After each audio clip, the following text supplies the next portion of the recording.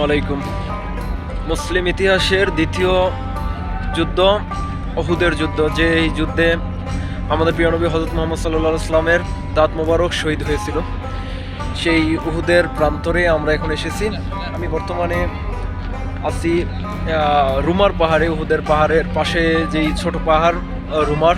এখানে হয়তোবা অনেকে একটু ভুল করে থাকে যে সামনে যে বড় পাহাড় এটা কিন্তু উহুদের পাহাড়। অনেকে হয়তোবা ভাবে যে এটা উহুদের পাহাড়, কিন্তু এটা উহুদের পাহাড় না, এটা হলো রুমার পাহাড়।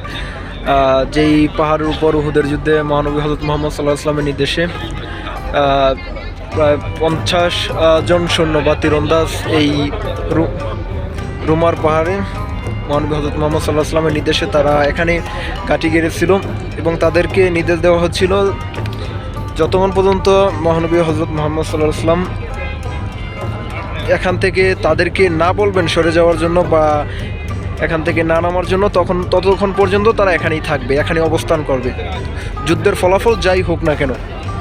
কিন্তু মুসলিমরা এই যুদ্ধে প্রথম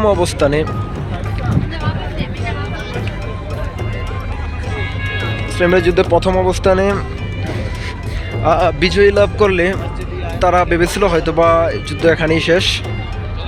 পরবর্তীতে যেই 50 জন তীরন্দাজ বা 50 জন সৈন্য মহানবী হযরত মুহাম্মদ সাল্লাল্লাহু আলাইহি ওয়াসাল্লামের নির্দেশে এখানে এই রুমার পাহাড়ে ছিল, তারা এখান থেকে কিছু অংশ নিচে নেমে যাওয়ার পরে তারা কুরাইশরা পরবর্তী পিছন থেকে এদিক থেকে আর কি পাহাড়ের অপর পাশে যেখানে আপনার মক্কার রোড, ওদিক থেকে কুরাইশদের তখন কুরাইশদের সর্দার খালিদ বিন ওয়ালিদ থেকে মুসলিমদের আক্রমণ করেন। কুরাইশদের সর্দার সেখানে তিনি এই পিছন থেকে এই তীরন্দাজদের উপরে অল্প সংখ্যক 50 জন ছিল না, অল্প কিছু সংখ্যক ছিল, তো পরবর্তীতে তাদেরকে আক্রমণ করে পিছন থেকে, এবং কি সেখানে প্রায় সর্বমোট 72 জন সাহাবা এই যুদ্ধে শহীদ হয়। এবং তাদেরকে এই যে সামনে যেই স্থান দেখা